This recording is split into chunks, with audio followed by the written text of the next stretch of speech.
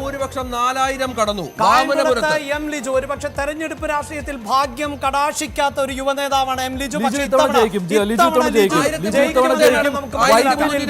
എറണാകുളം ജില്ലയിൽ LDF-ന് ആശ്വാസം വൈപ്പിനാണ്. അവിടെ LDF ലീഡ് തിരിച്ചു പിടിച്ചു. 496 വോട്ടിന് MP ഷൈനി മുന്നിൽ. അവിടെ നേരത്തെ ടോണി ചമ്മണിയായിരുന്നു മുന്നിൽ. മഞ്ചേശ്വരത്ത് അഷ്റഫിന്റെ മേൽക്കൈ 2400-ൽ അധികമാണ്. 2400-ന് മുകളിൽ ഇപ്പോഴും മഞ്ചേശ്വരത്ത്, അതായത് കെ സുരേന്ദ്രൻ ഇപ്പോഴും 2400ഓളം വോട്ടുകൾക്ക് പിന്നിട്ട് നിൽക്കുന്നു എന്നതാണ്. ഇടത് കോട്ടയായ വൈക്കത്ത് ഇഞ്ചോടിഞ്ച് പോരാട്ടം. LDF-ന്റെ ലീഡ് 224 വോട്ടുകൾ മാത്രമായി കുറഞ്ഞിരിക്കുകയാണ്.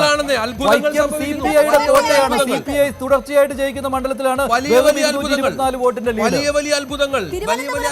ധർമ്മടത്ത് അബ്ദുൾ റഷീദിന്റെ ഭൂരിപക്ഷം 2077-ൽ തുടരുന്നു. ഇരിങ്ങാലക്കുടിയിൽ തോമസ് ഉണ്ണിയാടൻ 806 വോട്ടുകൾക്കാണ്. ഇരിങ്ങാലക്കുടിയിൽ തോമസ് ഉണ്ണിയാടൻ 806 വോട്ടുകൾക്ക് ഇപ്പോൾ ലീഡ് ചെയ്യുകയാണ്. 806 വോട്ട്, പക്ഷേ അതും വലിയൊരു മെജോറിറ്റി എന്ന് നമുക്ക് പറയാൻ സാധിക്കില്ല. നാട്ടികയിൽ ഗീതാ ഗോപിയുടെ മേൽക്കൈ എന്നത് 2000-ന് മുകളിലേക്കാണ് എങ്കിൽ ചേലക്കരയാണ് ഇപ്പോൾ വളരെ സേഫായി, അതായത് 12000-ലധികം വോട്ടുകൾ ആണ് ചേലക്കരയും മേൽക്കൈയായി നേടിയിട്ടുള്ളത്. ചേലക്കര എന്തായാലും ഇടതു മുന്നണി ഉറപ്പിക്കുന്നു എന്നതാണ്.